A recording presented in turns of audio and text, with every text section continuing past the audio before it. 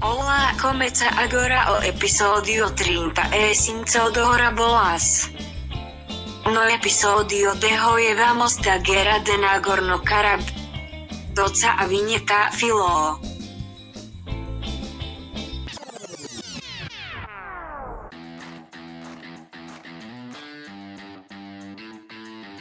Shona Kaluchum, Maria! Começa agora o episódio 35 do Hora Bolas, a história do mundo levada na esportiva. Eu sou o Fernando Tancredo Tanque. Imanone Felipe Lopes, o Filó. Imanone, que aí meu nome é em armênio. E eu sou o Henrique Sergian, o sem apelido.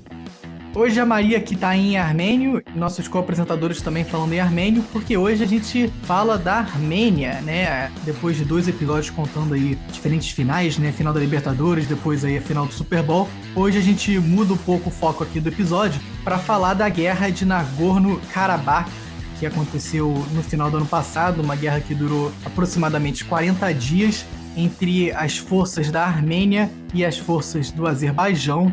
E por isso a gente fala aqui hoje da Armênia. Esse que é mais um episódio aí bem complexo na história da Armênia, né? A longa história da Armênia aí, uma história de vários milênios, mas é uma história também cheia de brigas, de disputas e invasões, né? E essa acaba sendo só mais uma. Esse assunto é bem importante a gente comentar aqui, porque é uma guerra que ficou um pouco esquecida ali, né? 2020 foi um ano muito complicado, cheio de acontecimento, então também as notícias estavam muito disputadas, mas como a Armênia e o Azerbaijão, aí, que é o seu rival nessa guerra, não fazem muito parte do nosso dia a dia aqui no Brasil, é legal trazer essa história para o pessoal que não conhece e também porque é uma história muito importante, né? Muita gente morreu aí ao longo dos séculos por causa dessa disputa. Mas antes da gente começar a discutir esse tema, vou dar aquela passada já clássica nas nossas redes sociais. A gente tá como @horabolaspod, hora com H, pod, POD, no Instagram e no Twitter. Também aí nas diferentes plataformas que você usa para escutar o nosso podcast, Google Podcast, Apple Podcast, Deezer, Castbox, Spotify. E também lá no YouTube, onde a gente vai botando aí as imagens das coisas que a gente vai falando aqui durante o episódio. Então aproveita para seguir a gente lá também. Mas antes da gente começar a contar a história da Armênia e a história desse conflito em específico, eu queria dar uma passada rápida aqui em alguns dados da Armênia e até explicar a localização geográfica da Armênia.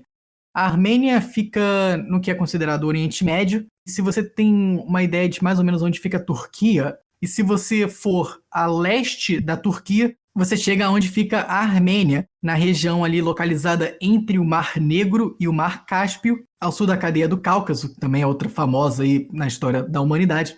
Mas então, hoje a Armênia faz fronteira com a Turquia a oeste, a Geórgia a norte, o Azerbaijão a leste e ao sul com o Irã, né, naquela área chegando ali no Irã, no Iraque. Alguns outros dados rapidinho aqui da Armênia. A data de formação da Armênia é de 2492 a.C., ou seja, quase 4.500 anos atrás. A Armênia tem uma área de aproximadamente 29 mil quilômetros quadrados e uma população de 3 milhões de habitantes aí. Só para dar uma ideia, isso é mais ou menos a população do estado de Alagoas e a área do estado de Alagoas. Então a Armênia é Alagoas na Ásia. A moeda da Armênia é o dram armênio e $1 vale aproximadamente 480 dram armênios. A capital da Armênia é a cidade de Erevan, que se olhar o mapa aí da Armênia fica mais ou menos no meio. E Erevan, que é uma das cidades mais antigas do mundo aí, continuamente habitadas, né? Habitadas desde a sua fundação até os dias de hoje. Ela foi fundada em 782 a.C. e só para dar uma ideia, é 29 anos mais velha do que Roma, né? Que tem tanta história assim, então você imagine o quanto de história tem em Erevan. Mas voltando então aí mais uns 1.500 anos no tempo, vamos começar pelo início da Armênia, né? E a Armênia que tem sua fundação aí muito ligada com a Bíblia e com um conto bíblico muito famoso. Reza a lenda que Noé, quando estava na sua arca, né, durante o dilúvio, depois que o dilúvio acabou e o mar começou a baixar, a arca encalhou no Monte Ararat, que é o maior monte aí da Armênia, que na verdade hoje fica na Turquia e não na Armênia, mas por uma boa parte da história, né, do país ele ficou na Armênia e é o símbolo dos armênios, aí, da cultura armênia. Mas então Noé teria batido no monte e ali que a arca tinha encalhado e ele então voltou a povoar o mundo, né? Então se diz na Armênia que eles são o berço da segunda civilização do mundo, já que a primeira seria de Caim e Abel, e aí quando teve o dilúvio, a civilização começou de novo com Noé na Armênia. Essa é a utilização correta da expressão reza a lenda, né? Justamente. E vale dizer aí que a Armênia é um país católico e foi inclusive o primeiro país ou a primeira região do mundo a oficialmente adotar o cristianismo como a sua religião principal aí do país. Então a ligação da Armênia com o cristianismo é bem longa, ela vem lá do século III, século IV depois de Cristo. Noé, depois disso, seus descendentes se difundiram aí pelo mundo, até que o tataraneto de Noé, um herói chamado Haik, ele morava na Babilônia, dizem que até na Torre de Babel, né, aquela torre famosa da Bíblia, onde se falavam todas as línguas, e ele decidiu então sair dali e voltar para sua terra natal, a terra do seu tataravô, Noé. O ditador da Babilônia na época, chamado Bel, ele achou isso uma ofensa e mandou seu filho lá ordenar que o Haik voltasse para a Babilônia para servir ao Bel, ao imperador. Haik se recusou, continuou lá perto do Monte Ararat, lá nos morros. Inclusive vale dizer aí que a Armênia ela é toda no Cáucaso, né? Então nas montanhas, enquanto a Babilônia era, digamos, no plano, né? Eles tinham que subir o morro para falar com o Haik. E aí, com a recusa do Haik, o Bel decidiu ir lá e enfrentar o Haik num duelo. E na cultura armênia, aí, tanto o Haik como o Bel eram dois gigantes.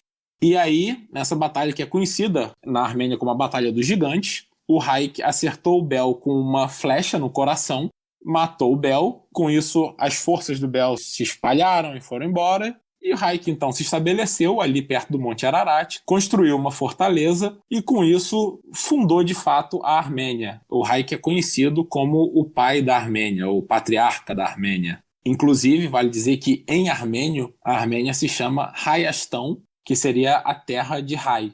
Mas o fato é que essa é oficialmente a história da fundação da Armênia. Fica sempre aquela dúvida de quanto é mitologia, quanto é realidade, mas deve ter existido de fato algo marcante naquela época para que essa história tenha sobrevivido e continuado até os dias de hoje.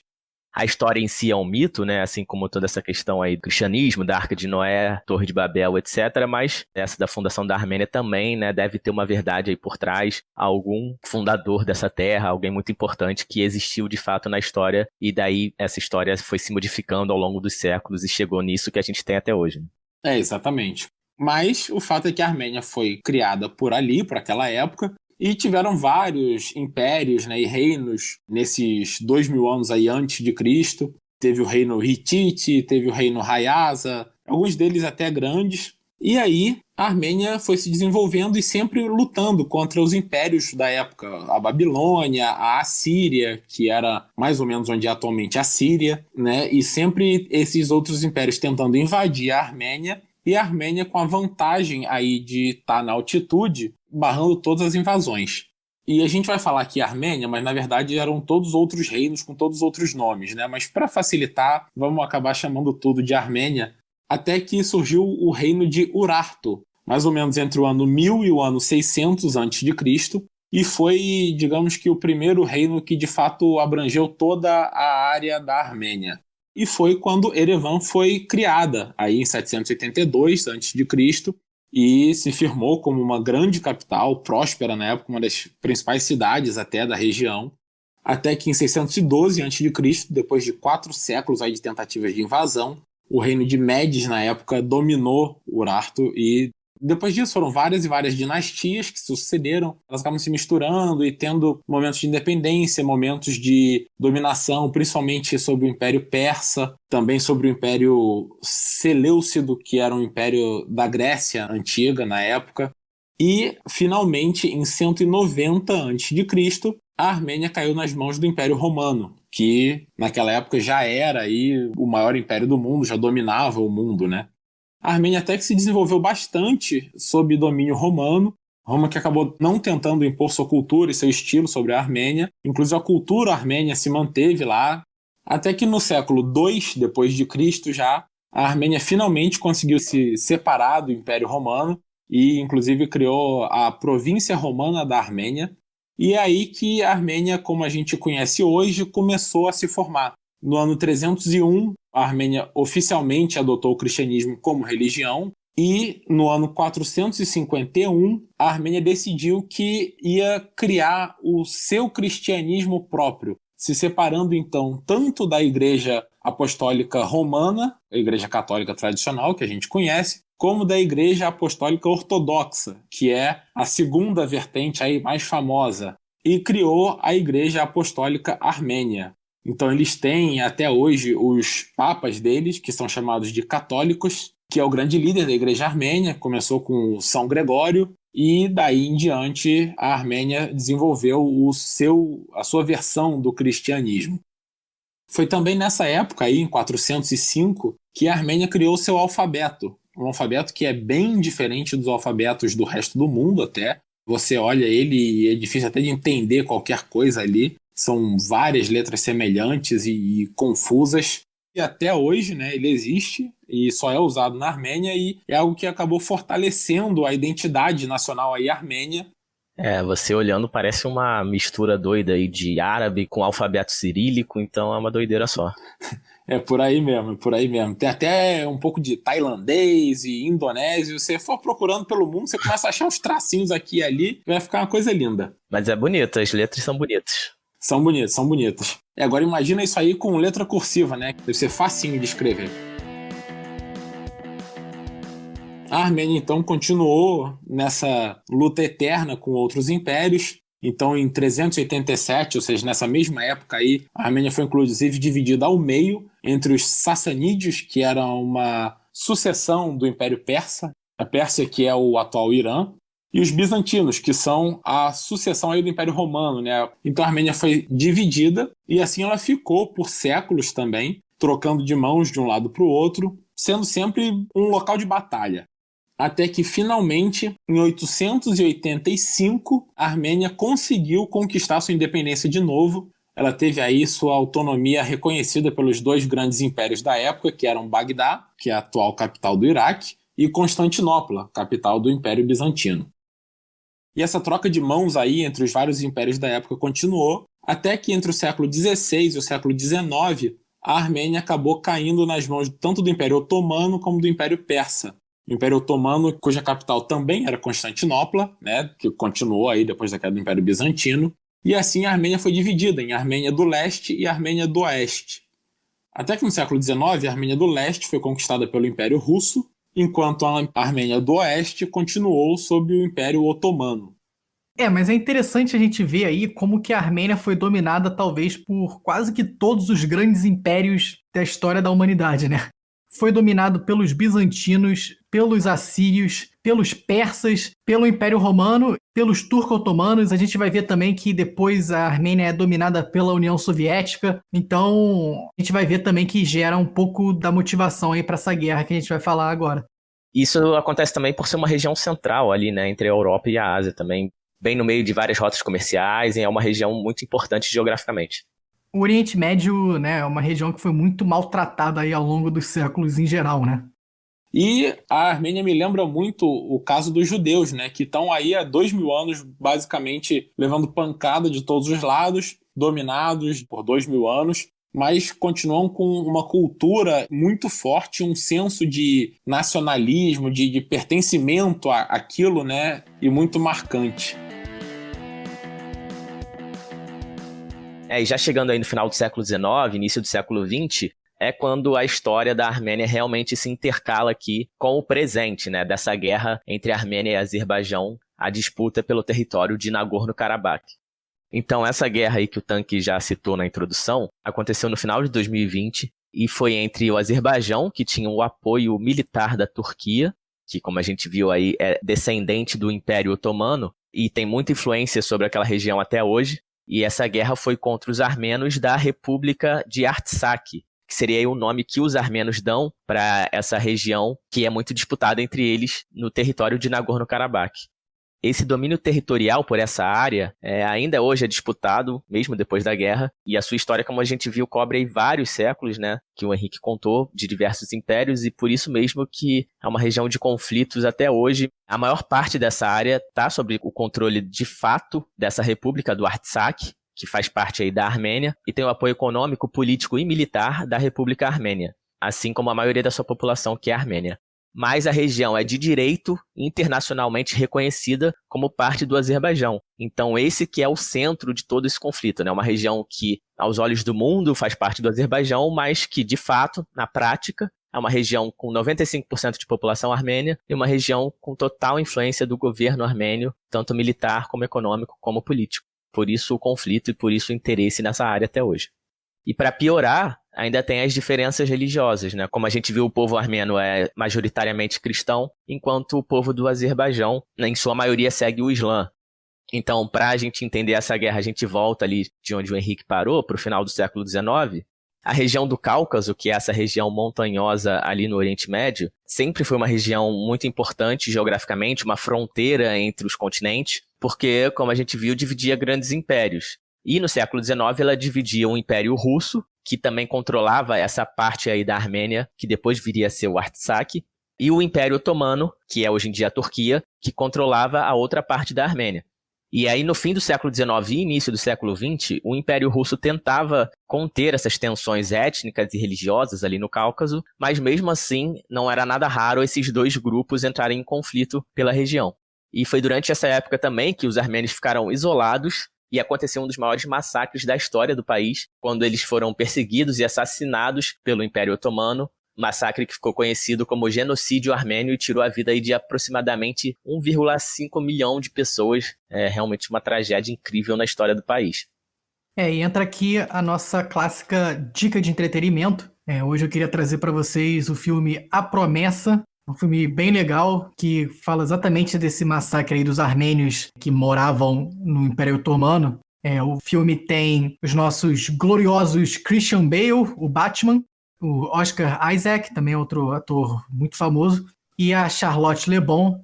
E é uma história justamente de dois descendentes de armênios morando aí no Império Otomano e que tentam escapar durante esse genocídio aí. Então fica aqui a dica de entretenimento da semana, o filme A Promessa, que tá aí no Netflix. É algo que é muito pouco comentado pro tamanho que foi essa tragédia aí, né? Como eu disse também sobre a guerra atual, né, a história da Armênia realmente fica um pouco esquecida em frente aí a tantos outros conflitos no mundo, mas só para situar que esse genocídio aconteceu entre 1915 e 1917, o que nos leva já a um dos fatos mais importantes da história para essa guerra, que foi a Primeira Guerra Mundial. Depois que o Império Otomano foi derrotado e acabou se dissolvendo, o Império Russo também colapsou ali em novembro de 1917 e passou para o controle dos bolcheviques, no que ficou conhecido aí como a Revolução Russa. E por causa disso, 3 dessas nações ali do Cáucaso, que hoje são a Armênia, o Azerbaijão e a Geórgia, que antes estavam sob controle russo, acabaram declarando sua independência e elas formaram a chamada Federação Transcaucasiana, que seria aí uma união dessas 3 repúblicas, mas que acabou se dissolvendo depois de apenas 3 meses de existência. Então você vê que já tinha ali o início de um conflito que eles não conseguiam se entender. E aí em maio de 1918 foram fundadas as repúblicas da Armênia, do Azerbaijão e da Geórgia. E aí nessa época que iniciou essa disputa pela região das montanhas do Karabakh, porque tanto a Armênia quanto o Azerbaijão reivindicavam essa área, e, na verdade, assim, os dois países até que tinham razões válidas, né, para reivindicar. Então, de 1918 a 1921, essa região passou aí por uma série de disputas, uma série de conflitos entre esses dois países, que também não levaram a uma decisão concreta sobre quem ficaria com a região de Nagorno-Karabakh. Um outro fator aqui que influenciou muito foi, depois desse genocídio aí do Império Otomano, foi a diáspora dos armênios, né? Tipo, por causa disso tudo, os armênios acabaram imigrando para diferentes partes do mundo. Até aqui nos Estados Unidos tem uma comunidade armênia até relativamente grande, mas um dos lugares que eles imigraram também foi justamente para o Azerbaijão e para essa região de Nagorno-Karabakh. E também por isso que traz aí toda essa treta e todos esses problemas. Na verdade, segundo dados apresentados pelo próprio governo armênio, são 95%, né, da população dessa região que tem origem armênia, é quase a sua totalidade. Essa região que abriga, hoje em dia, cerca de 150 mil pessoas, nesse território aí encravado entre as fronteiras de Azerbaijão e Armênia, nas montanhas.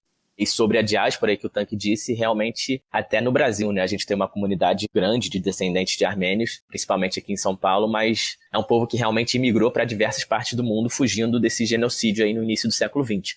Inclusive, a Armênia tem 3 milhões de habitantes, né? Mas estima-se que existam 10 milhões de armênios no mundo, ou seja, 7 milhões deles imigraram em algum momento por causa da diáspora e do genocídio e se espalharam pelo resto do planeta. E falando desse duelo entre as duas nações pela região de Nagorno-Karabakh, os argumentos que os armênios usam são de que eles são a maioria étnica, né, como a gente viu a porcentagem altíssima aí da região, e por isso, pela autodeterminação dos povos, eles teriam direito ao controle da região. Além disso, eles também argumentam que essa área é uma fronteira natural do país, porque a geografia montanhosa da região é igual à geografia de toda a Armênia, mas ela é diferente da geografia do Azerbaijão, que já é uma região menos montanhosa. E pelo outro lado, o Azerbaijão reivindica essa região, dando seus motivos de que aquela região tem um passado histórico que pertenceu já ao Azerbaijão e também que é uma região importante para os azeres, né, que são esse povo aí que atualmente é a maioria do povo do Azerbaijão e que também tem uma história desde antes de Cristo. E eles entendem que essa região é uma região deles tanto pela história quanto pela parte religiosa também. Então essa série de confrontos durou aí até 1922, quando foi fundada e estabelecida a União Soviética. E aí, embora os armênios fossem maioria já em Nagorno-Karabakh naquela época, o governo soviético decidiu então incluir esse território dentro das fronteiras da então República Socialista Soviética do Azerbaijão. Porque muita gente no Azerbaijão, como eu disse, enxergava Nagorno-Karabakh como parte histórica dessa pátria azeri. Embora tivesse essa disputa, durante os anos aí de União Soviética, houve certa paz, né, porque o governo era muito forte, a cortina de ferro, o governo socialista, a gente sabe como controlava ali bem de perto, né, essas outras repúblicas dentro da União Soviética. Então, durante quase 70 anos, aí, até perto do fim da União Soviética, a gente teve um período de certa paz entre a Armênia e Azerbaijão. E aí, 3 anos antes da dissolução da União Soviética, em 1988, eclodiu uma guerra entre os azeres e os armênios na disputa por Nagorno-Karabakh. E foi uma guerra, assim, muito violenta, né? Mais de 30 mil pessoas morreram, segundo as estimativas. E isso aconteceu principalmente porque a União Soviética já estava chegando ali nos seus finalmente, então já estava com menos interferência de Moscou nas outras repúblicas, já estava no período ali de transição e reabertura capitaneado pelo Mikhail Gorbachev. E por causa dessa diminuição da coesão do governo soviético, os grupos separatistas, tanto da Armênia quanto do Azerbaijão, começaram a se movimentar, viram esse enfraquecimento do governo e começaram essa guerra pela região de Nagorno-Karabakh. E essa primeira guerra aí de Nagorno-Karabakh é quando é introduzida a República de Artsakh. Durante essa batalha, meio que a Armênia, entre aspas, ganha essa primeira guerra e introduz um novo governo, né, que nunca foi reconhecido pela ONU ou pela nenhuma das grandes nações aí do mundo. Esse governo de Artsakh, que era realmente quem ditava as regras e controlava essa região de Nagorno-Karabakh até a Segunda Guerra de Nagorno-Karabakh, que foi essa que aconteceu ano passado. Exatamente, né? Não teve um vencedor assim da guerra, mas a Armênia com certeza saiu fortalecida porque quem ganhou, entre aspas, foi essa República do Artsakh, que é, de fato, controlada pelos armênios.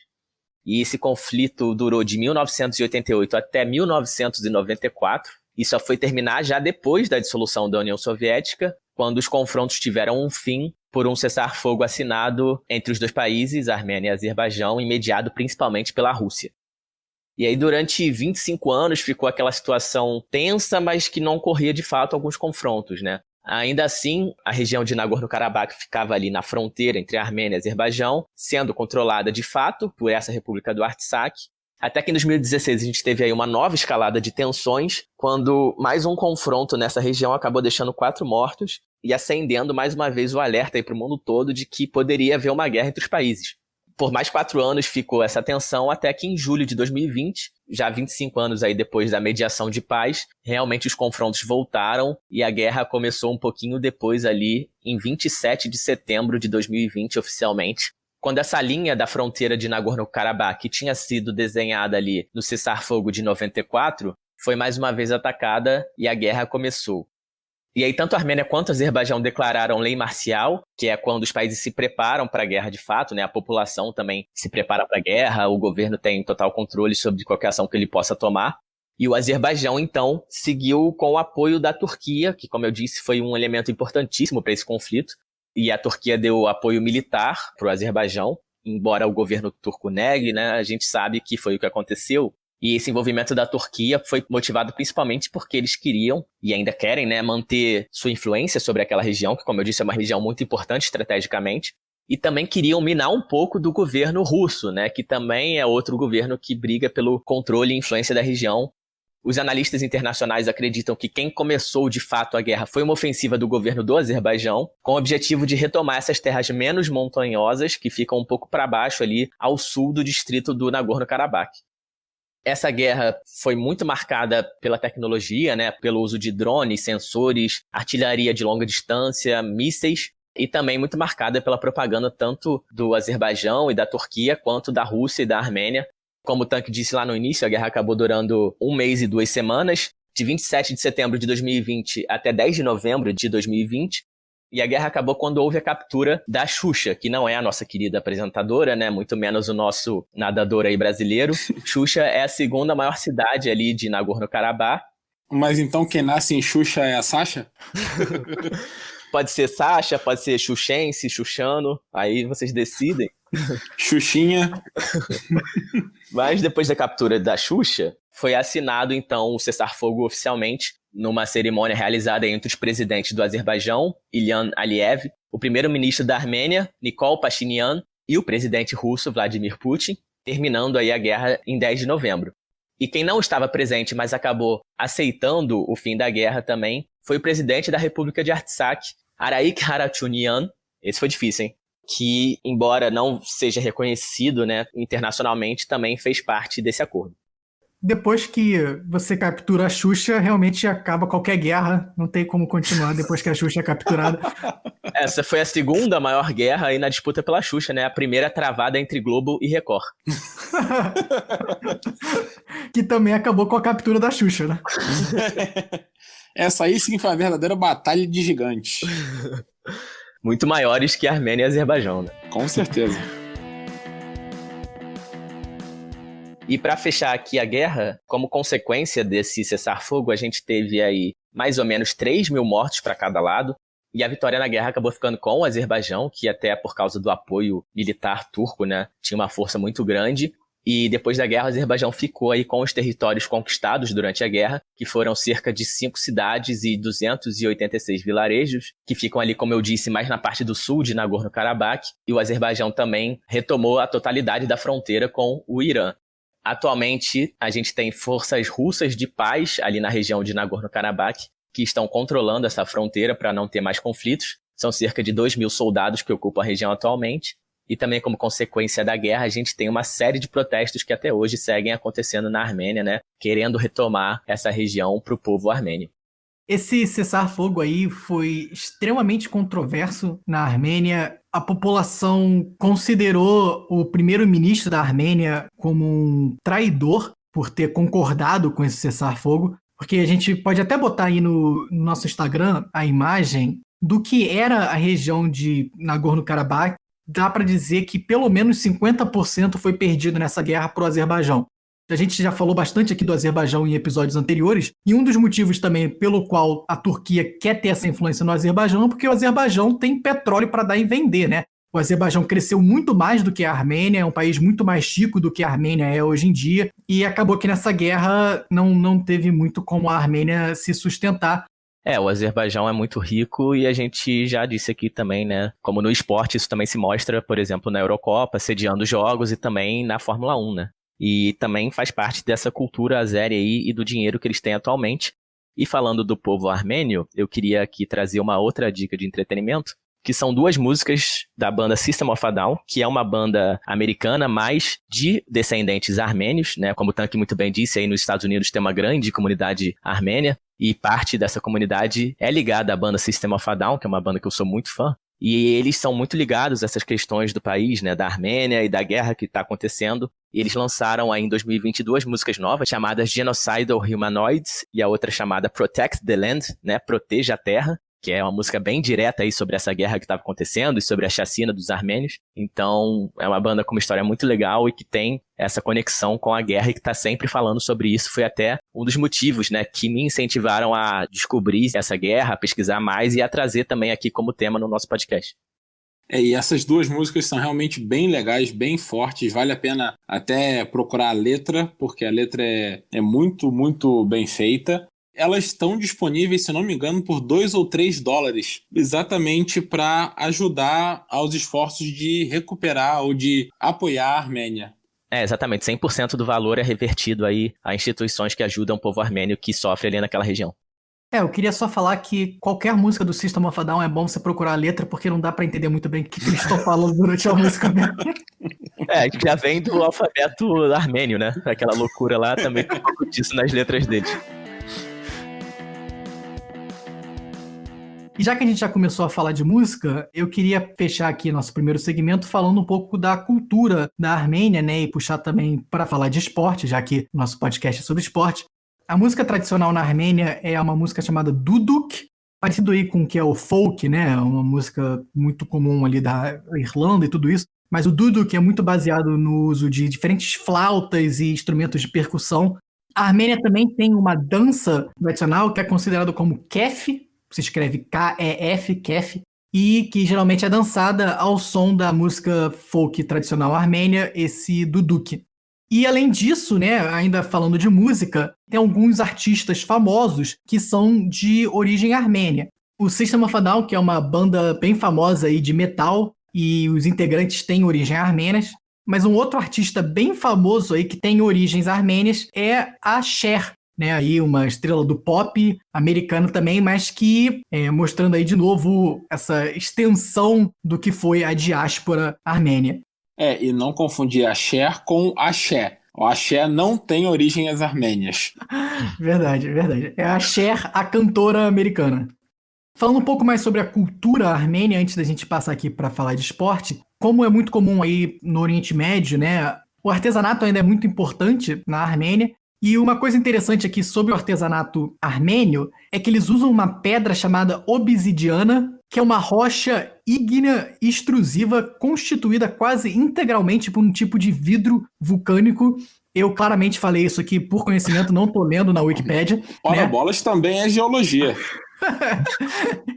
Mas aparentemente a obsidiana é uma rocha muito comum aí nas montanhas da Armênia e o artesanato armênio é muito baseado na utilização da obsidiana, o que para mim é muito interessante e deve ser muito bonito também. É um vidro preto escuro, parece ser bem bonito.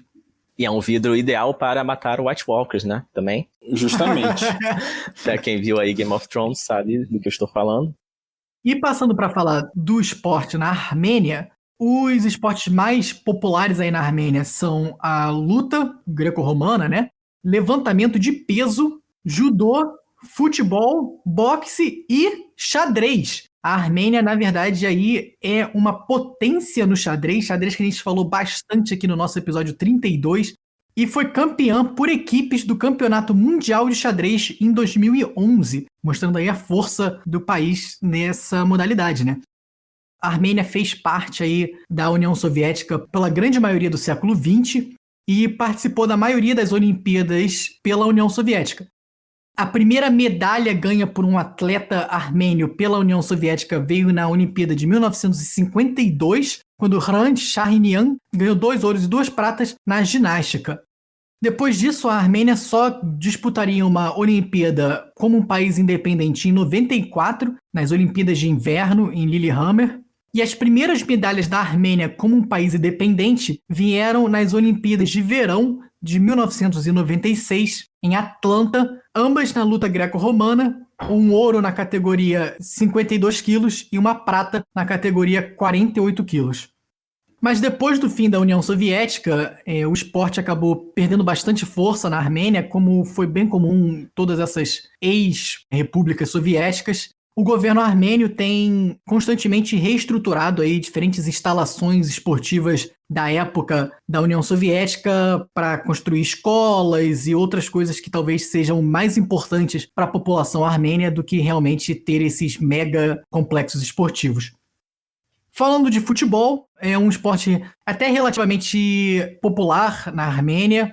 Durante a época da União Soviética, o time mais bem-sucedido lá da Armênia era o Ararat Yerevan, da capital Yerevan, que, na verdade, chegou até a ganhar a Copa da União Soviética 2 vezes, em 73 e 75, e ganhou também aí a primeira divisão da União Soviética em 73, se classificando, veja você, para a Liga dos Campeões. O Ararat Yerevan chegou a disputar a Liga dos Campeões em 74 e chegou até as quartas de final daquela edição, quando perdeu para o Bayern de Munique, que seria o eventual campeão da Liga dos Campeões em 74.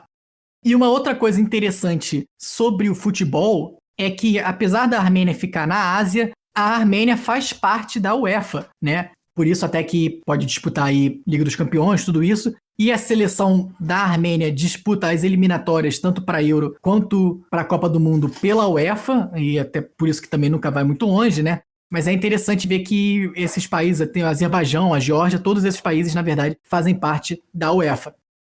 E o grande jogador da história da Armênia, e talvez aí de todos os descendentes armênios no mundo, é o nosso querido Mkhitaryan. Henrikh Mkhitaryan, que chegou a jogar no Arsenal, né, jogou no Borussia Dortmund, no Manchester United e outros times. Atualmente está na Roma, mas que eu lembro dele chegando lá no Arsenal e o pessoal falando que ele era o novo Messi, sei lá, né? O pessoal estava com bastante expectativa aí pro Mkhitaryan. Não vingou tanto, mas, né, ainda é um bom jogador. Mas o meu xará jogava muito. Meu xará no auge, principalmente no Borussia, jogou muito bem. Pode ser um novo apelido aí pra você, ó. Mkhitaryan, fácil de falar, tranquilo.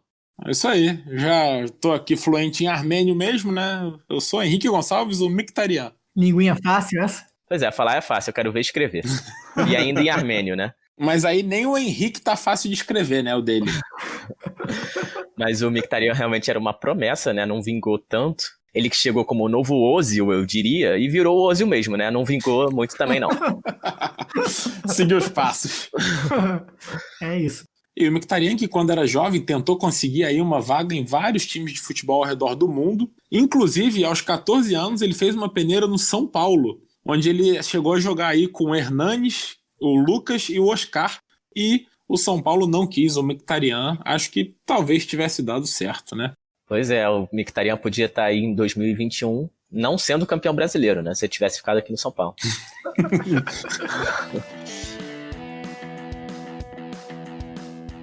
E para fechar essa parte aqui do futebol, antes da gente passar para o nosso próximo segmento, eu queria falar rapidinho de um outro clube que é muito interessante, um clube, na verdade, azeri, que é o Karabakh, que é um clube aí atual, na verdade, heptacampeão do Azerbaijão, mas que tem esse nome justamente porque as origens do clube são da região de Karabakh, que é essa região que a gente está falando aqui, que está sendo, né, contestada aí entre Azerbaijão e Armênia.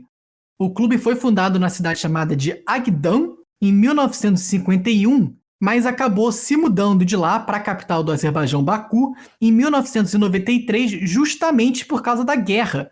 A cidade de Agdan já não existe mais, é uma cidade fantasma, não tem mais ninguém morando lá. E durante a primeira guerra de Nagorno-Karabakh, o time se viu forçado a se mudar da sua região original.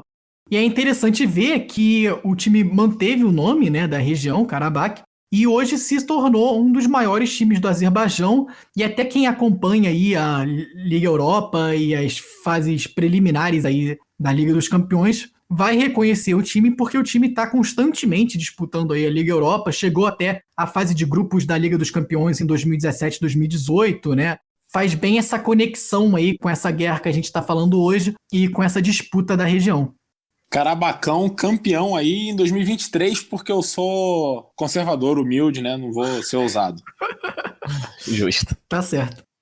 Então, com isso, a gente aproveita para passar para o nosso próximo segmento. Coleção Ora Bolas. O Coleção Ora Bolas faz sua volta aqui depois de muito tempo ao nosso podcast. Hoje vamos falar aqui de diferentes cores e logos aí, escudos da Armênia. E antes da gente começar, queria só lembrar que o Coleção agora também tá lá no nosso Instagram. É um bloco que a gente vai ficar botando aos sábados no nosso Instagram. Então dá uma olhada lá também, segue a gente no Instagram. Mas hoje eu queria começar aqui falando da bandeira da Armênia. A bandeira da Armênia tem aí um formato até bem tradicional, né, de bandeiras mundiais. São 3 faixas horizontais, vermelha, azul e laranja. E a interpretação do significado dessa bandeira diz que o vermelho simboliza o sangue derramado pelos armênios em defesa do seu país, o laranja simboliza o solo fértil da nação e o azul simboliza o céu. É uma bandeira que eu até acho bem bonita, é diferente, assim, a escolha de cores é diferente, bem única também, eu acho. Isso me lembra que numa história pessoal, quando a gente era mais novo e jogava Uno, a gente dava nome pra mão dependendo das cores das cartas, né? E quando a gente tava com uma mão vermelha, azul e amarela, que no caso a bandeira é laranja, mas é parecido, a gente chamava de Armênia. Então, um país aí que tem muita relação também com as nossas brincadeiras de mais novos aqui no podcast. Sem dúvida, a coisa mais marcante da Armênia na história dela. É exatamente isso que eu penso quando eu ouço Armênia, né? Eu penso em Uno. Você não participava dessa brincadeira, Henrique. Mas eu tava... Não vem se incluir, não. Não vem se incluir, não. Isso aí é bullying. Mas a Armênia, que já teve muitas outras bandeiras anteriores, na verdade as dinastias anteriores, né, como a gente já disse aí, que acabaram se sucedendo no que é a atual Armênia, e algumas delas bem interessantes aí, como a da dinastia Artáxida, que é uma bandeira vinho com 2 passarinhos aí, 2 pombos e um sol no meio, e foi sucedida pela dinastia Arsácida, que tem 2 pombos ou pássaros se encarando com um sol no meio. E essas 2 bandeiras chamam a atenção porque, se você olhar o brasão da Armênia atual, que a gente vai colocar aí no Instagram, esses pássaros dessas 2 dinastias lembram exatamente os pássaros que estão aí na parte de baixo à esquerda do brasão e que parecem 2 passarinhos jogando futebol, né? Uma bola em desenho de flor. E mais pra frente na história armênia, nós temos 2 outras bandeiras, que são a bandeira da Armênia Bagrátida, que existiu aí nos séculos 9 e 10, e depois da dinastia Rubenídia, no século 12. E essas 2 bandeiras são exatamente os 2 leões que você pode ver no brasão de armas atual. O leão aí de perfil com uma cruz em cima e o leão que parece que está posando para foto, blogueirinho, com uma cruz fincada aí do lado dele. Então, na verdade, esse brasão de armas a gente vê que tem toda uma origem muito mais histórica do que só vários bichos que Noé levou na sua arca e encalhou no Monte Ararat. Pois é, são os casais de bichos aí, né? Os leões, os pássaros. Referência não é isso aí. Justamente, só faltou a girafa mesmo, né? Porque sempre tem que ter girafa na arca. Girafa é alienígena, cara. Todo mundo sabe, por isso ela não estava na Arca de Noé. E já que o Henrique começou a falar aí sobre o brasão da Armênia, é um brasão bem bonito. Na verdade, até, parece que tem um brasão no meio, né? E atrás tem uma águia e um leão, né? Segurando o brasão. E o brasão central, né? É composto de 5 figuras diferentes. Essas 4 ao redor são justamente essas que o Henrique está falando aí, os diferentes leões e os pássaros. E a imagem central é bem interessante porque é o Monte Ararat, que é bem significativo porque é a Armênia hoje, né? Porque é o símbolo do país, mas hoje, na verdade, não fica no país Armênia, né? Hoje o Monte Ararat pertence à Turquia e foi também, justamente no Monte Ararat, onde reza a lenda, parou a Arca de Noé. Então esse símbolo no meio do brasão tem o Monte Ararat, e em cima do Monte Ararat tem aí um barquinho para significar a Arca de Noé. É realmente bem interessante. E como você disse, né, acho que é um resumo perfeito aí da situação da Armênia, que teve muitas de suas terras perdidas, infelizmente. E para fechar aqui o nosso Coleção Ora Bolas, eu queria falar da bandeira da República do Artsakh, que é, como eu disse, essa república aí não reconhecida que atua na região de Nagorno-Karabakh, sob comando do governo armênio. A bandeira é basicamente igual à da Armênia, com um triângulo branco na região direita, que é um pouco estranho, né? É um triângulo vazado, mas ele são várias retas, assim, formando um triângulo. É uma coisa meio pixelada, quase uma imagem 8 bits aí. É um pouco feio, mas tem uma história importante, né? Para essa República do Artsakh, que tenta retomar essa região aí de conflito entre a Armênia e Azerbaijão. E sempre lembrando para vocês que vocês podem ver todas essas imagens que a gente está falando aqui, das bandeiras, no nosso Instagram, @orabolaspod. Esse quadro aqui hoje que é quase um quadro aí do Sheldon, né? O Fun with Flags, que quem viu a série aí Big Bang Theory sabe que ele fazia esse quadro se divertindo com as bandeiras. E a gente parece que é nerd nesse nível aqui, né? Se divertindo aí com as bandeiras da Armênia. Olha, eu me divertia todas as vezes que aparecia o Fun with Flags. Por mim, podia ter em todo episódio de Big Bang Theory uma nova flag ali que, pô, eu ia adorar. Eu também tô nessa e a gente faz aqui a nossa própria versão do Fun with Flags aqui também hoje, né? E puxando pelo que o Filó falou aí, eu aproveito pra fechar aqui o episódio, lembrando vocês pra nos seguir nas redes sociais, onde a gente bota todas as imagens aí, né? A gente tá como @orabolaspod no Instagram e no Twitter. Lá no Twitter também a gente vai botar essas músicas que a gente falou aí do System of a Down. No YouTube, se você preferir escutar a gente no YouTube, as imagens que a gente tá falando aqui ficam lá no YouTube também. Beleza, galera? Eu aproveito para agradecer aqui aos meus co-apresentadores. Obrigado, Filó. Obrigado, Henrique. Valeu, pessoal. Foi muito legal contar essa história toda aqui da Armênia, né? Um país aí cheio de conflitos e que, infelizmente, não tem uma história nada armena aí no seu passado. Meu Deus. Ora, bolas, buchas tarda, mas não falha. Final do episódio, a gente sabe que é o momento de falar besteira, né? Sem dúvida nenhuma. Quando eu falo que vou terminar, o pessoal já desliga o podcast e corta, porque esse final... É o melhor a se fazer, de fato. Mas queria agradecer aqui aos nossos ouvintes e... Tsevenk Hajor Shabbat. Até a semana que vem, em Armênia. Olha... Uau! Em homenagem ao brasão de armas da Armênia, um leão armeno. Esse é um rugido armeno de um leão, pra quem não percebeu. Achei que fosse o pássaro do brasão lá. Eu tenho que confessar pra vocês aqui que eu tava com medo que o Henrique fosse fazer todos os animais da Arca de Noé aqui no final.